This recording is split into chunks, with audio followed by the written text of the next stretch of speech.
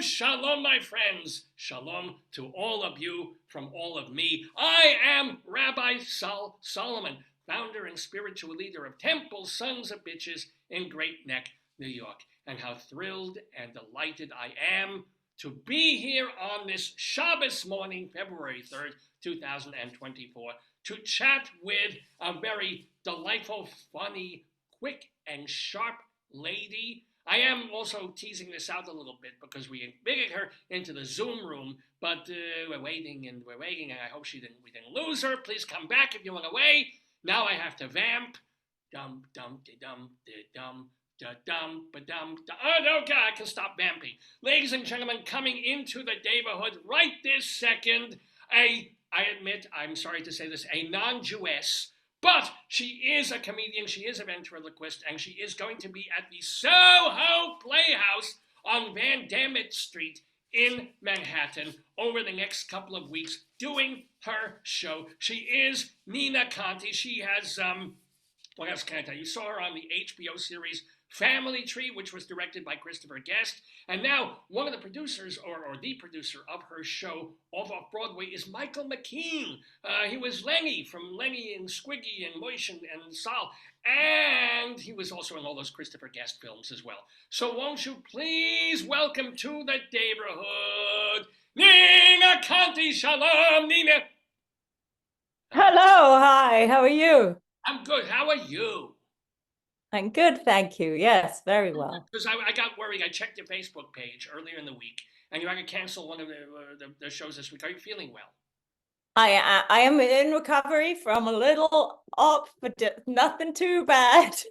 nothing too bad. Yeah. But it not, you know, I'm not stage fit, but I will be very soon. I think I'm probably 5 or 6 days away from being able to do my show at its top level. You know what I mean? Right. I've never been able to do my show at the top level. I'm always somewhere in the middle to the bottom there.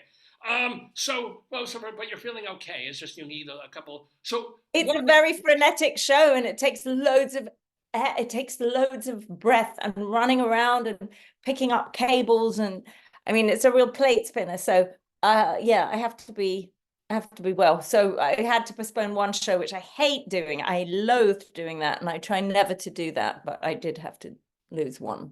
So what are the current dates for when people can see the dating show, which is the name of the show that you're doing? They can see me in New York at the Soho Playhouse from the 11th. No, that's wrong. Sorry, it's from the 11th is when I'm flying. I'm there for the Wednesday after. So what does that mean? No, I thought it was February 14th was your first show. 14th, yes, it is. It's Valentine's Day. Right. I'm starting on Valentine's Day. You didn't cancel that one. You canceled. No. Yeah. I canceled tomorrow's. Yeah. Well, tomorrow you weren't going to be in New York. You're tomorrow or no, in London. I cancelled one. It's irrelevant. Never mind. Yes, we needn't worry about any cancellation. It's all happening. I'll be very well in New York.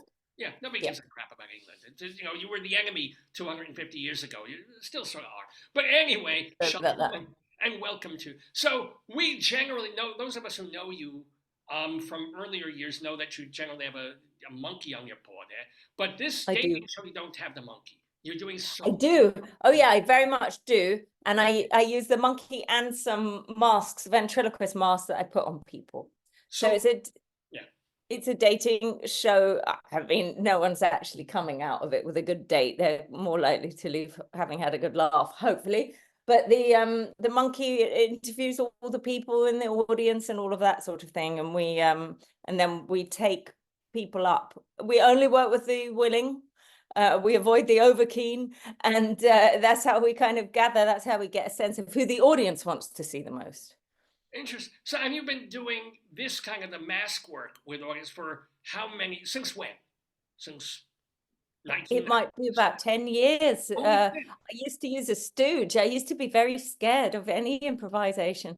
And I always had a script, and I would pay a guy to come and pretend he was in the audience. And, you know, I'm like busting my own story. But I did that for about a year until I couldn't get a stooge for one show. And I ended up with a real person. And it was just so much funnier that I never looked back. Well, you are, one of the things about you is that you are tremendously quick in terms of whether you've got you're going through the mask and talking through the person, or whether you're talking through monkey. Is it's like there's, do you have any filter at all, or is it automatically brain mouth out and into the other voice? Yeah, it comes straight, uncensored, no gatekeeper on the brain. There's no time. Right. But people say I'm quick. Anyone can be quick if you talk nonsense like I do. I mean, the most ridiculous things come out of my mouth. No, they're not. They're not crafted. They're not crafted. But lo and behold, it's a funny enough scenario that the whole thing seems funny. I mean, it's so adorable, somebody there with words coming out their mouth that they're not expecting, you know, that nobody's, you love them. Well, let me ask you a question though. As someone who has offended people deeply daily, have you ever, because you have no filter, and I have a very tiny filter, ever offended, like have people come after you after a show, or said, oh, you know, you were funny up until, and then. Well, I don't go into harm. That's not my interest. So far not. No. It's I'm not just talking like, because even before the mask with Monkey or whatever, have, you know, and you do interact with the audience long before you do that dating show scenario thing. You've never, the brain just out, and you know it's somehow never going to be offensive. I somehow have managed to avoid blame for anything. No, I don't think offensive comes naturally. I'm so grateful for anyone who's on stage with me, that I really love them and try to take care of them. However ridiculous it is what I'm making them say, it's not coming from a place of harm. And I think the only thing I probably, unfortunately, was having a wife sound off about her husband, that she couldn't stand him and everything. But that was sadly true. And no one, I didn't know that. I thought I was safe there, but it was a little true. So that was the only time, I think, in 10 years that All it's right. been really So bad. this, but you weren't me. Of course, you weren't meaning to cause harm. And with me, I No. say things. I don't care whether I harm people or not. But anywho, that's just me. So let me ask you: had the whole ventriloquism and stand-up comedy thing not worked out, you might, instead of being at the Soho Playhouse now, still be at the RSC playing like Goneril or gonorrhea for that matter. So you Yeah, were spent like a year or two at the Royal Shakespeare Company, yeah? Do I you have was, yes. do you have any, Serious stuff. yeah? What roles did you play, and what was that like? Well, I was playing Audrey in As You Like It at the Royal Shakespeare Company, and she's a goat herd. She only has a few lines. She does a lot of suggestive stuff, churning milk with a milk churn. I wore buck teeth and big ass, and I was a character. I was always Oh, much more comfortable in characters. But it's funny. I actually thought maybe Monkey should try a little Shakespeare. I was making a video the other day, which is going to be a long edit, so I haven't put it out yet. But Monkey was forcing his way through to be or not to be, and trying to be as truthful as possible. And it's a wonderful speech, and it's a very difficult speech. And if you're trying to get a monkey to do it in all seriousness, it takes some doing. It takes a while. But I did it in earnest. I don't know, that's on the so way. wait. Monkey is actually doing a serious version of To Be or Not to Be. That is the question, whether 'tis nobler, but he's not doing commentary on it, or this is. I am interrupting him if I think he's ever untruthful. And he got very cross with me for interrupting him. But it was actually quite a serious exchange between us. I find Monkey funnier when he's deadly serious anyway. I mean, I don't like him trying to be funny. He's such a ridiculous thing that when he's, I don't know, when he wants to be taken seriously, it's more fun. Are you 100% mentally separate from Monkey? Or because there is that feeling, some of the videos that you put out, and you did a documentary about your mentor, and all that, of like, is Monkey also sort of therapy for, or you know, as soon as you put Monkey down, well, it's an act. It really is 100% an act, or is it not 100% an act? It's a little more complicated, if I'm truly honest. I mean, I have been talking to him for 20 years. So after that length of time, you fall for your own illusion.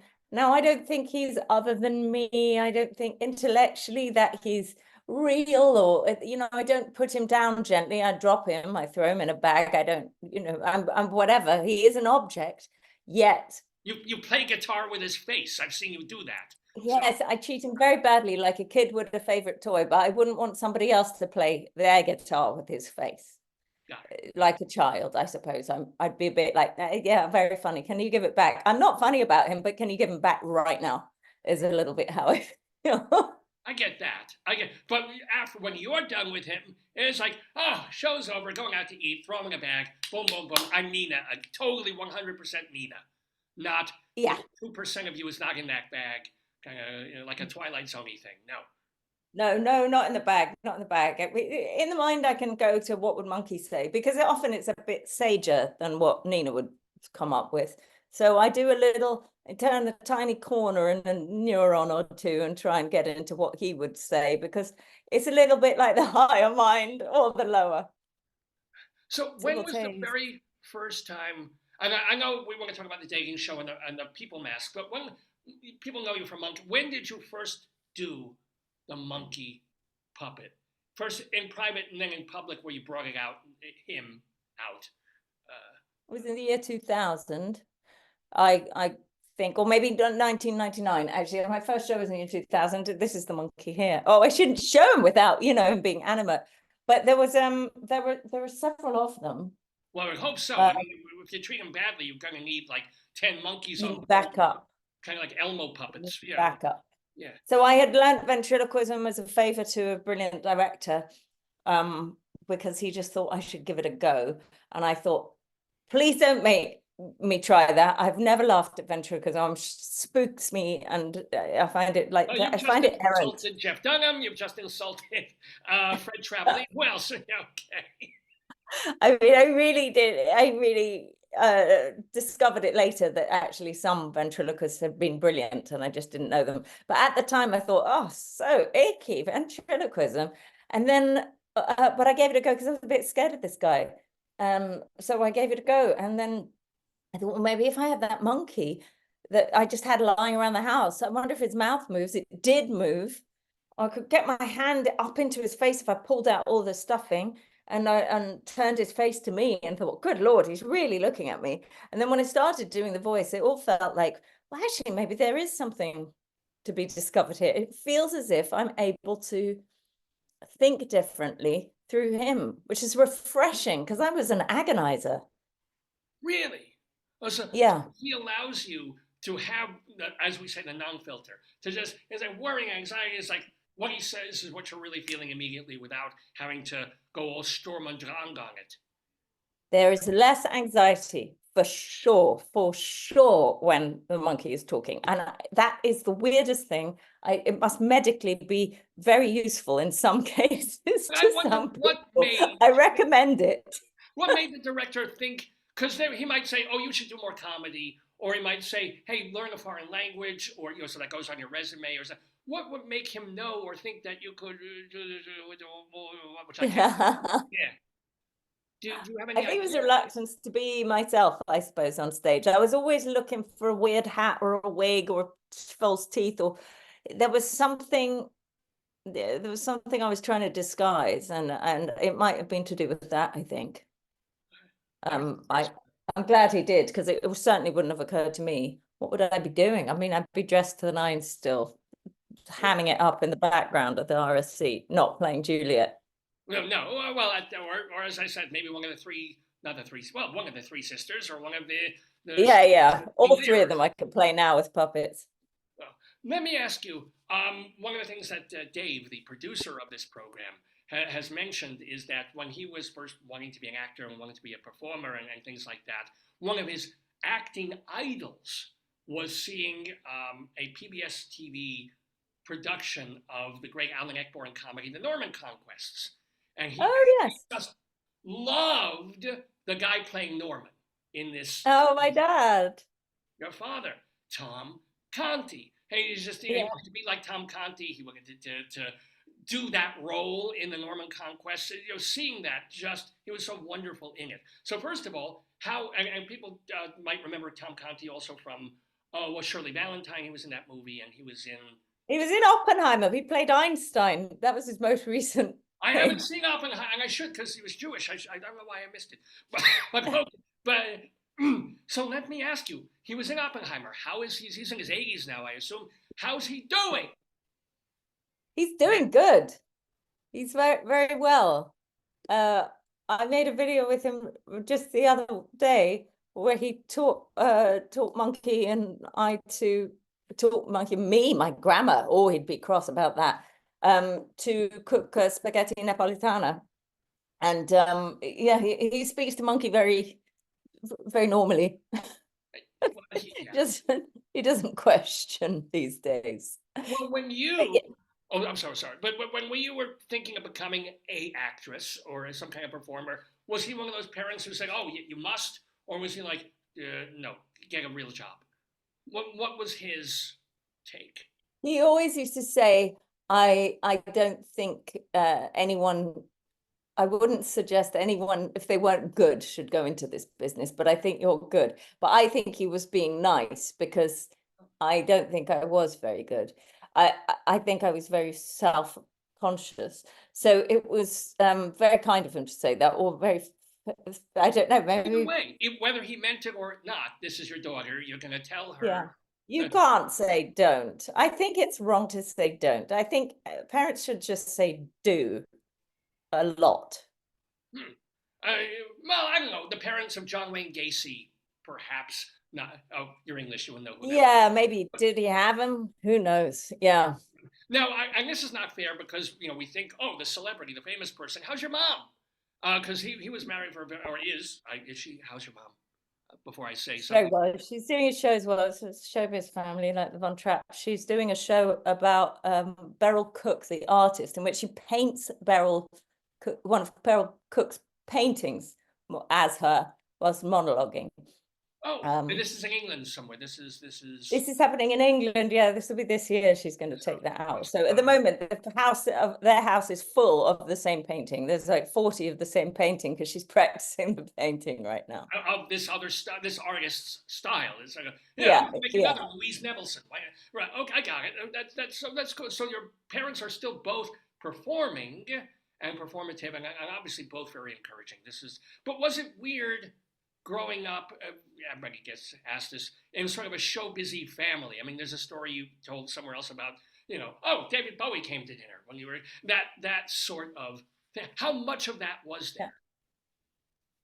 I think there was a fair amount, actually. I mean, obviously, my dad, when he was making films, wasn't home a lot, so that was quite normal to me, and my mum and I were just normal stuff, but we would visit him on set, and then occasionally grand people would come around, and it was always very exciting when they did. So it was very nice, I think, but it was also a little bit daunting because you had to find a way to fit in to this pretty cool crowd.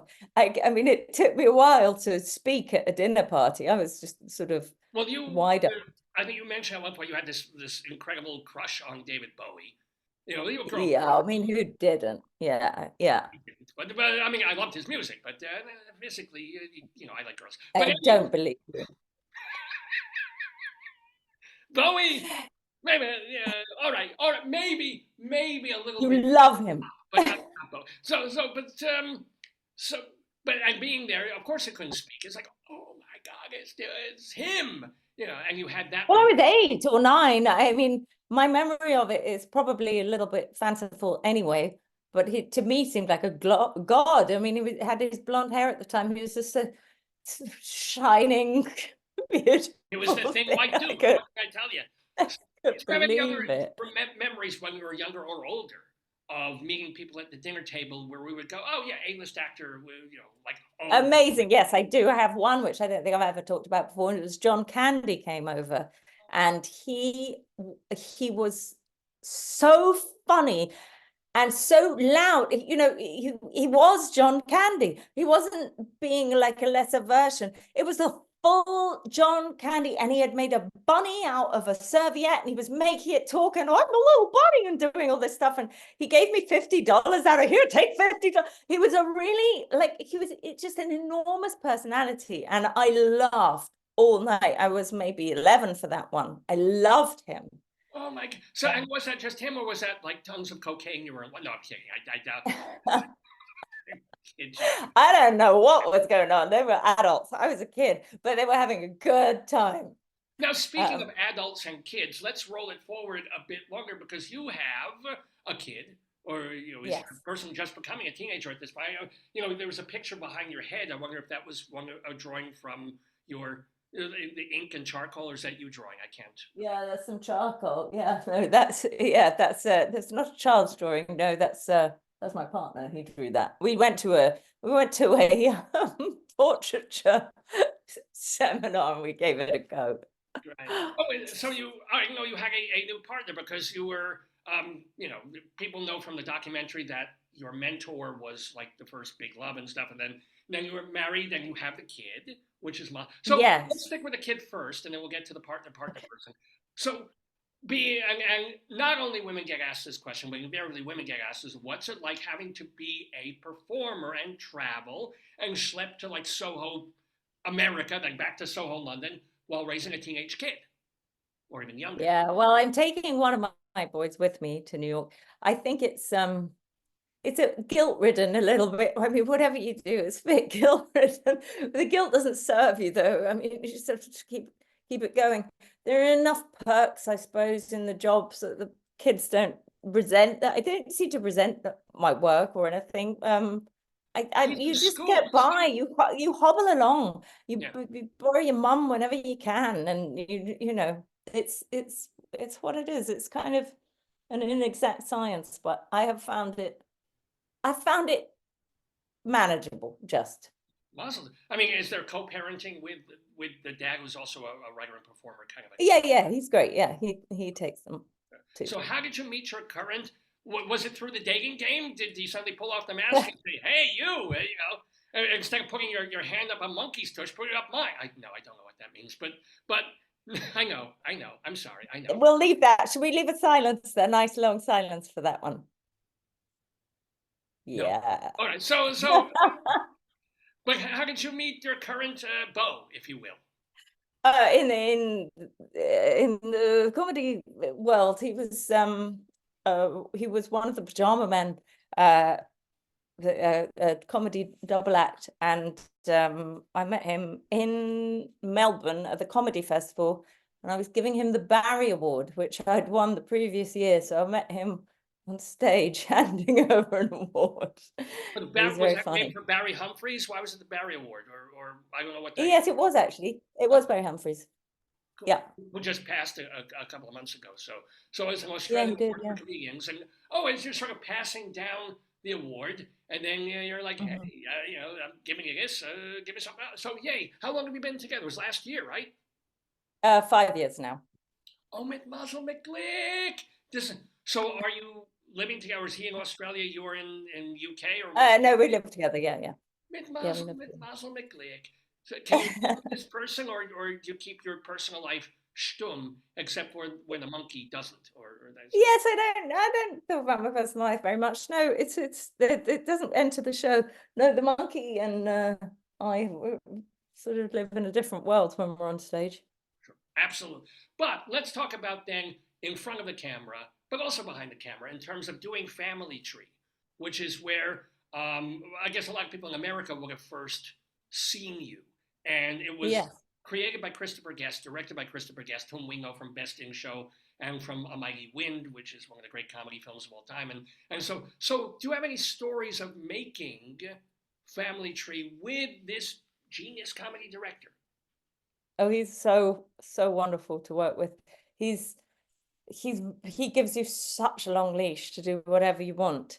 And it's quite alarming at the beginning, because you really think, really, whatever I want, but I don't know what you want. I want to know what you want. And then he just says action, and you think, wait, but really? Would just speak? Yeah, cameras are rolling, and so you just speak, and then you learn that that's all that you have to do. but it was amazing to work with him and those others and Michael McKean. And I mean, they're so good at what they do. They're not frenetic like an improv team who are taking suggestions from the audience and being all crazy. They're calm and they leave each other space, and it's beautiful. It's so beautifully done. And that's how you met Michael McKean, who is, I assume that's how you met Michael McKean, who is producing your show. Presenting, yes. Presenting the show in New York, yes. What's the difference between presenting and producing? What the hell does that? I think presenting, you go, ta-da. Producing, you book the theater, you make sure the poster. I mean, so not doing that. I should be a presenter. I don't have the money to be a producer, but I should be a presenter. I'm just flying people like, oh, this is Myron. He sells fish. Ta-da! And yeah, exactly. You got it. This is good. I should do that. So want to remind people also that from Valentine's Day through March 2nd, Nina Conti is going to be at the Soho Playhouse on Van Dam Street. It gets so confusing down on this. We just go, you can take the E train down to Spring Street, and it's 1 block from the E. You don't know what the hell I'm talking about. This Spring Street, yes, I know, I'm listening. I've got to learn this myself. Spring Street, and it's literally, it's just 1 block away from the subway. You turn right. It's a Soho Playhouse. It's been around for a while, and she is going to be doing this show called The Dating Show. So you kind of explained it, like you put masks on a person or 2 people, and they don't even have to, they turn or whatever, but you give them some direction, but the voice is going to be yours. Is that the deal? Yes, it's a jaw. It's a jaw that opens and closes, so it looks like their mouth, and it's strapped onto them. God love them, with Velcro straps at the back, and there's a cable attached to it, which I squeeze and open it once for every syllable. So I ventriloquize everything that they look like they're trying to say, and they use their body language to signal to me yeses, nos, warmer, colder, sort of points out things. I misinterpret a lot. It's very difficult to get it right all the time, but my goal is to say what they want to say. And it's glorious to try your hardest at that. You know, you think it would be fun to undermine it and just make them say just the most opposite thing, but you burn a bit fast and bright with that. It's best to try and get into their skin and try to make them say what they look like they want to. Yeah, it's like if you go for the joke immediately and they go for the obvious thing that isn't in character, it's fine. You get the laugh, and then a minute later, it's like I've got no place to go. Whereas if you build it, there's a pair of improv comedians who've been on this program. It's like it's comic, but TJ and Dave, and they play at the Soho Playhouse. Yes, they're very good from Chicago. Yeah, and they you know. It's not like, oh, let's be, whose line is it anyway? Funny. It's more like, let's build a situation. You're a character, I'm a character. There will be laughs, but we can't just go for an obvious punchline. We have to kind of move, towards the overall story. Yeah. That's true. You have to kind of not lie. If you can imagine, I remember Stephen King said that about writing, don't lie. I mean, you're writing fiction, so everything's a lie anyway, but there's something about, you kind of know when you're lying, and it doesn't wash. Well, before we let you go, we just have a couple of minutes left with Nina Conti here, whom we've been talking to. And you're okay? You're doing all right? Because yes. After this, we have our trivia game that we'll play with Dave, who hosts the show, and all the other the crap and nonsense that's on this episode. But we want to, in doing that movie that you did, Her Master's Voice, where you talk about, and quite literally bury the person who helped mentor who you are and who was your partner for a while. Was that cathartic, or is there never really cathartic? It was something that you did, and you make a piece of art out of your life, but then there isn't a catharsis. There's just kind of, oh, I did that, but it doesn't end there. I suppose it doesn't end. No, I mean, for as long as I'm a ventriloquist, I'll be grateful to him. And I often have the thought, what would Ken like to see next? Because he was very inventive. But it was something. It was something to do that. And he was all for adventure, Ken. So it just seemed like the perfect adventure. And he left me all his puppets in his will. He was a hopeless ventriloquist, but he was an enthusiast. And I've got all these weird looking things They all had faces and all seemed to be looking at me, and it all seemed to be wanting one last hurrah. So I took them to the ventriloquist convention in Kentucky and donated one to the Vent Haven Museum, which is a resting place for the puppets of dead ventriloquists. The spookiest place you can imagine. And the sort of the most touching as well, because all these puppets never will speak again. They've all lost their voices. But it was something. It felt like, yeah, it felt like a good way to honor the guy. And therefore, since you mentioned that he's always asking, or was asking, well, what's the next thing? What's the next step, right? For you, you've been doing the dating game for, you said, about 10 years, and Monkey since 1999. Are you, and if you don't want to talk about it as a creative person, I get that, but is there another kind of Nina Conti show in the offing? Well, I just directed my first feature film, and that's about to be screened in festivals and things like that. So that was a hugely steep learning curve, and it nearly killed me. And I did all I could to retain control and make it the way I wanted to do.